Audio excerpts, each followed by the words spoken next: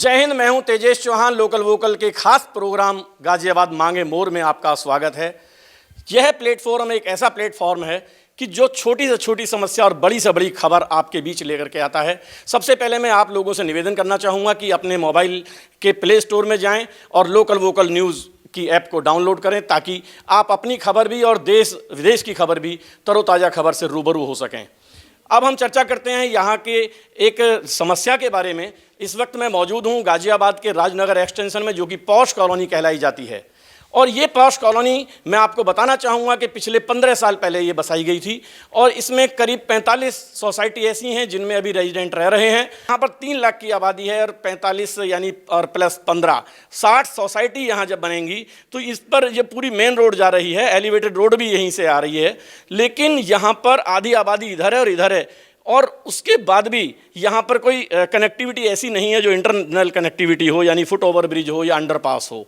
ये बड़ा सवाल है क्योंकि यहाँ आए दिन हादसे होते रहते हैं। इसके अलावा यहाँ पर सरकारी कोई भी जो योजना मिलनी चाहिए वो भी नहीं मिल पा रही। यहाँ पर सार्वजनिक शौचालय तक भी यहाँ पर नहीं है, इतनी आबादी होने के बावजूद भी। अब हम चर्चा करते हैं कि यहाँ मेन समस्या सबसे बड़ी क्या है।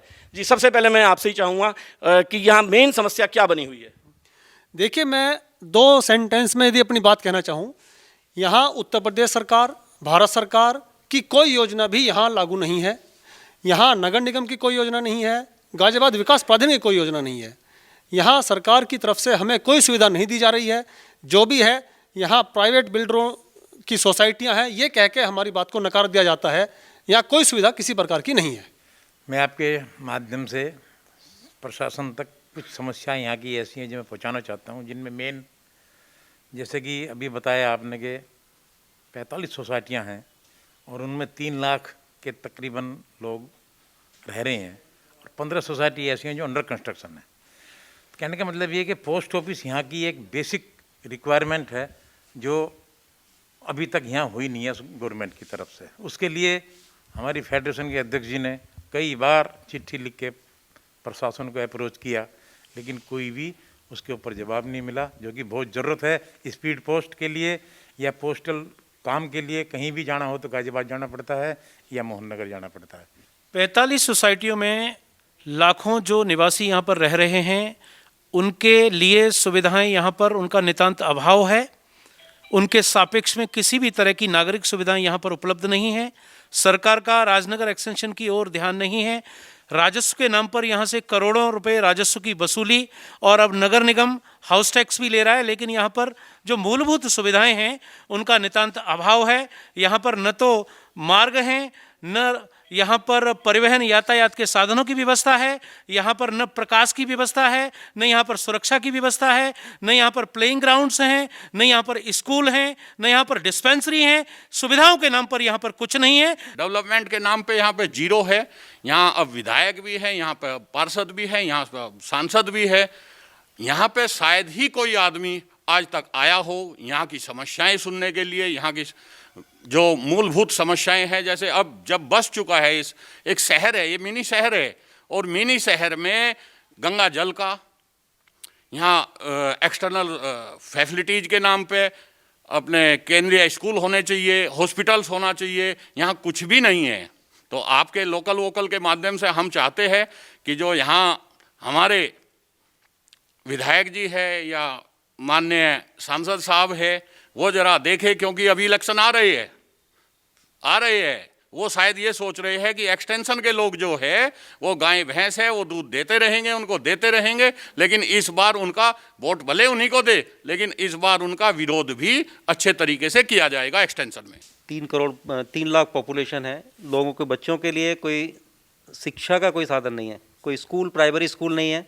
सभी आय वर्ग के लोग भी रहते हैं, तो उस बच्चों के एजुकेशन के लिए ज़रूरी है कि वहाँ पे एक प्राइमरी स्कूल हो या एक 10th तक या 12th तक स्कूल होना बहुत ज़रूरी है, जो कि इस तरफ किसी का कोई ध्यान नहीं है। जहाँ एक बड़ी बड़ी बातें हम करते हैं कि शिक्षा के लिए गवर्नमेंट ये कर रही है, वो कर रही है, इस तरह की सुविधा दे रही है, यहाँ पे कुछ भी नहीं है। तो आपके माध्यम से ये कहना चाहेंगे कि यहाँ पे शिक्षा के लिए कोई प्राइमरी स्कूल, एक हाई स्कूल जल्द से जल्द खोला जाए।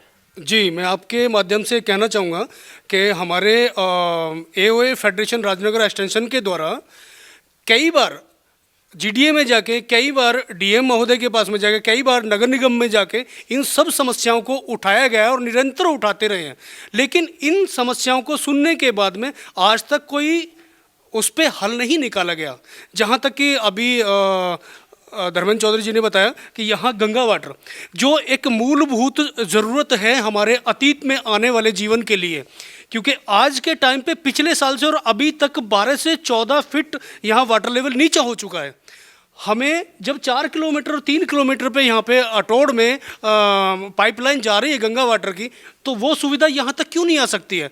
हमें गवर्नमेंट को, जीडीए को, नगर निगम को ये ज़रूर सोचना चाहिए कि ये हमारी मूलभूत सुविधाओं में सबसे बड़ी सुविधा है जो हमें सबसे पहले चाहिए। तो जीडीए के आप तो हर लोग से सुनना है कि जीडीए ने ये समस्या, ये उसका कारण ये है कि प्रशासनिक मंशा, उनकी मंशा ही नहीं है। उनकी मंशा थी कि सिर्फ और सिर्फ यहाँ से पैसा बटोरा जाए। वो एडीसी के नाम से उन्होंने बहुत वसूला, और आज भी आपको बता दूं जो 15 नई सोसाइटी बन रही हैं उसमें भी मेट्रो सेस के नाम पे दबा के पैसा लिया जा रहा है, सब कुछ ले रहे हैं, लेकिन यहाँ क्या सुविधा देनी है उससे कोई मतलब नहीं है। हाँ, शराब के ठेके बहुत ज़रूरी बनने हैं, क्योंकि शराब के ठेके नहीं बनेंगे तो उनको आबकारी विभाग से टैक्स कहाँ से मिलेगा? उसके लिए आप आज आवेदन कीजिए, आप कल आपका शराब का ठेका खुल जाएगा। उससे उन्हें मतलब नहीं कि इसके पास में स्कूल है, मंदिर है, या यहाँ की बहू बेटियाँ परेशान हो रही हैं, लड़के छेड़ें, रास्ते में गाड़ी रोकें, उन्हें कोई भी चिंता नहीं है। हम शिकायतें कर करके दुखी हो गए हैं, तो उनके कान में जू नहीं रेंगती।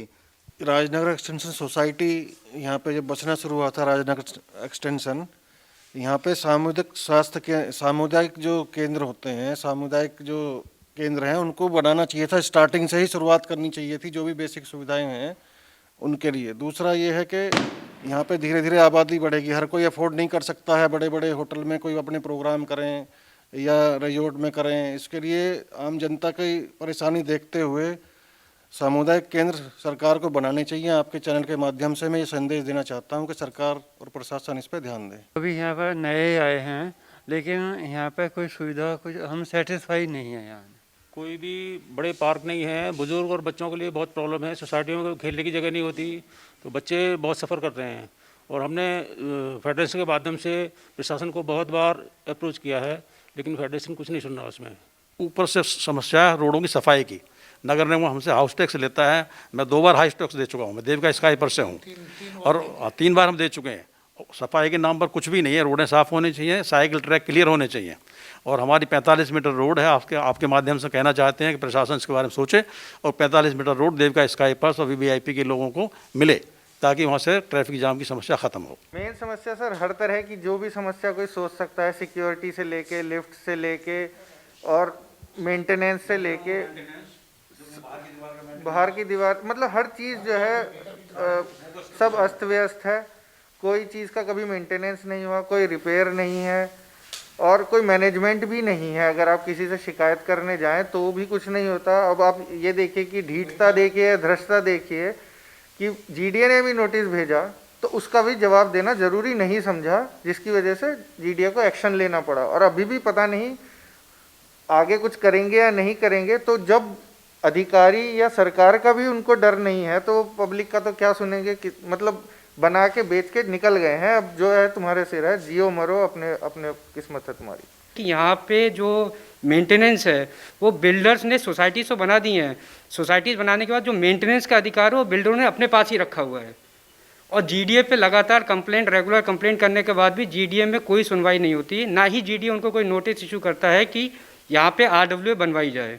तो शायद ये धांधलेबाजी है, या इसे कुछ और बोले कि जीडीए और बिल्डर्स की साठगांठ से सारी सोसाइटीज़ में, मैक्सिमम सोसाइटीज़ में बिल्डर ही अपना मेंटेनेंस दे रहे हैं और मेंटेनेंस के नाम पे कुछ भी नहीं है। वो सारा पैसा लूटा जा रहा है जनता का। आप कभी इस पॉश कॉलोनी की सड़कों को जाके देखिए, इतनी बुरी हालत है। गंदगी तो एक अलग है ही है, इतनी गड्ढे हैं उन सड़कों में, इतनी बुरी हालत है। लाइट नहीं है, प्रॉपर तरीके से बैरिकेडिंग नहीं है। यहाँ लोग उस रोड से नेक्स्ट रोड पे कैसे जंप करते हैं, जिसकी वजह से मेजर एक्सीडेंट्स होते हैं। लोगों ने ये एक यहाँ पे वीवीआईपी एक मॉल है, उसके बाहर अक्सर आप देखोगे इतनी गाड़ियाँ खड़ी होती हैं, जिसकी वजह से शाम के टाइम में 5 और 7 के दरमियान में, या सुबह 7 के जब ऑफिस का जो टाइमिंग होता है उस दरमियान इतनी ज़्यादा ब्लॉकेज हो जाती है रोड्स के ऊपर कि जिस आदमी ने ऑफिस टाइमली पहुंचना है वो पहुंच ही नहीं पाता है। यहाँ समस्याएं बहुत हैं। सबसे पहली है इतने वर्कर रहने के बावजूद यहाँ रोड पर अंडरपास नहीं है, एक्सीडेंट बहुत होते हैं, रॉन्ग साइड लोग चलते हैं, बसें नहीं रुकती, बसों का स्टॉपेज बनवा दिए, उसके बावजूद यहाँ कोई देखभाल नहीं है गवर्नमेंट की। मैं आपको एक बहुत इम्पोर्टेंट बात बताना चाहता हूँ। हमने एक आरटीआई डाली डीएम साहब को और हमने उनसे पूछा कि प्रशासन की सरकार की कौन सी योजना है राजनगर एक्सटेंशन में जो कि आपके कार्यालय से कुल 5 किलोमीटर की दूरी पर है। उनके पास कोई जवाब नहीं था। उन्होंने हमारी एप्लीकेशन को फॉरवर्ड किया नगर निगम गाजियाबाद को। 30 दिन के बाद फिर हमें ये जानकारी हुई कि नगर निगम के पास भी कोई योजना नहीं है। इसलिए नगर निगम गाजियाबाद ने हमारी एप्लीकेशन को फॉरवर्ड किया गाजियाबाद विकास प्राधिकरण के पास, अर्थात 30 दिन डीएम साहब के पास, 30 दिन नगर निगम और 30 दिन जीडीए में हमारी एप्लीकेशन पेंडिंग रही। आज हमें 4 महीने हो गए हैं, हमें कोई जवाब नहीं मिला, अर्थात किसी भी प्रशासन की, किसी भी विभाग की एक भी योजना यहाँ कागजों पर नहीं है। जिससे ये साबित होता है कि हम जो आपसे बातें कर रहे हैं ये केवल हवा ही नहीं है, हमारे पास इसके सबूत भी हैं। और हकीकत में ना कोई योजना है ना वो बता सकते। जब इनकी कोई योजना है ही नहीं तो कहाँ से बताएंगे। सोसाइटी के गेट के सामने काफ़ी लाइट्स की प्रॉब्लम काफ़ी ज़्यादा है और अंधेरा होने के बाद वहाँ पर लोग गाड़ियाँ लगा के शराब पीते हैं और जिसके बाद काफ़ी झगड़ा भी होता है। तो वहाँ से गुजरने में औरतों को काफ़ी सहज महसूस नहीं कर पाती हैं और सुरक्षा के कारण बहुत ही लैग है। तो मैं जीडीए को अवगत कराना चाहूँगा कि इस पर ध्यान दें। ज़्यादातर चीज़ों को कवर अप कर लिया गया है, लेकिन एक अहम मुद्दा जो हर घर की रसोई, हर घर की ज़रूरतों से जुड़ा हुआ है कि यहाँ पे जितनी भी कमर्शियल प्रॉपर्टीज़ हैं वो सारी प्राइवेट बिल्डर्स की हैं, गवर्नमेंट की कोई भी प्रॉपर्टी नहीं है, जिससे कि दुकानों के जो रेंट्स हैं वो बहुत ज़्यादा हाई हैं। तो उसी के प्रोपोर्शन में हमें सारी चीज़ें बहुत महंगी मिलती हैं। लेट्स से यहाँ पे कोई सब्जी की दुकान है तो जो बाज़ार में 20 रुपये किलो का भाव होता है वो चीज़ हमें 30 रुपये किलो मिलती है। तो पहले तो हम लोग जब सोसाइटी में रह रहे थे तो बिल्डर से जो हमारी ग्रीवेंसेस थी उन्हें दूर करने के लिए एसोसिएशन वगैरह का गठन किया और बिल्डर के खिलाफ जो है लड़ाई भी लड़ी। और सबसे बड़ी समस्या जो है वो इंटरनल कनेक्टिविटी है, हॉस्पिटल नहीं है और पार्क वगैरह की कोई व्यवस्था नहीं है बुजुर्गों के लिए, बैठने के लिए, घूमने के लिए। राजनगर सोसाइटी है, ये इतनी बढ़िया एरिया, 3-3 लाख लोग लग रहे हैं, यहाँ पर हॉस्पिटल की फैसिलिटी नहीं है, उसमें खासकर CGHS central government health service को कोई फैसिलिटी नहीं है सर। हमको जो है एक सीनियर सिटीजन होता है तो हमको यहाँ से वैशाली जाना पड़ता है सर, या तो फिर नेहरू नगर, जो कि हमारे लिए एक उम्र के लिहाज से भी बड़ा मुश्किल पड़ता है। और वहाँ जाते हैं उसके बाद वो रिफ़र करते हैं। सीजीएचएस ने कई हॉस्पिटल दे रखा है, अच्छी सुविधाएं दे रखी हैं, गवर्नमेंट ने दे रखी है, लेकिन हॉस्पिटल दे या नहीं है। जबकि यहाँ पर इतने केंद्रीय कर्मचारी, उनकी फैमिलियाँ हैं सर, अधिकारी हैं। और बड़ी हैरानी की बात है सर कि यहाँ पर सरोज नगर में एक जगह पर दो सीजीएचएस हैं और यहाँ पर सीजीएचएस को कोई फैसिलिटी नहीं है सर। यही हॉस्पिटल में अभी ये हमारी मिसेस को कोरोना हो गया था तो बहुत हमें दर दर भटकना पड़ा कि ये हॉस्पिटल जा, कहीं वो हॉस्पिटल जाए। फिर हम मोहन नगर जाके नरेंद्र मोहन हॉस्पिटल में हमने इलाज कराया। तो हॉस्पिटल का होना यहाँ पे बहुत नितांत आवश्यक है और इसके लिए मैं सबसे आपसे आग्रह करूँगा कि आप इस मुद्दे को उठाएं और हॉस्पिटल की कार्रवाई करें। पार्षद है, क्षेत्रीय पार्षद की जिम्मेदारी बनती है, इसके अलावा विधायक की जिम्मेदारी बनती है, इसके अलावा सांसद की जिम्मेदारी बनती है। और बड़ी बात यह है कि यहाँ के जो हमारे विधायक हैं वो खुद जो इसके जो मंत्री यहाँ पर मंत्री हैं वो तो मंत्री के बावजूद भी होने के बाद भी यहाँ पर इन लोगों की सुनवाई नहीं हो पा रही है। कहीं ना कहीं इस तरफ अगर ध्यान दें तो मैं लोकल वोकल के माध्यम से मैं इन अधिकारियों तक पहुँचाना चाहता हूँ, बात इनकी ये उठाना चाहता हूँ, इन मुद्दों को उठाना चाहता हूँ। कहीं ना कहीं इन मुद्दों को सुना जाए और इनका जल्द से जल्द समाधान कराया जाए। गाजियाबाद से लोकल वोकल के लिए तेजेश चौहान।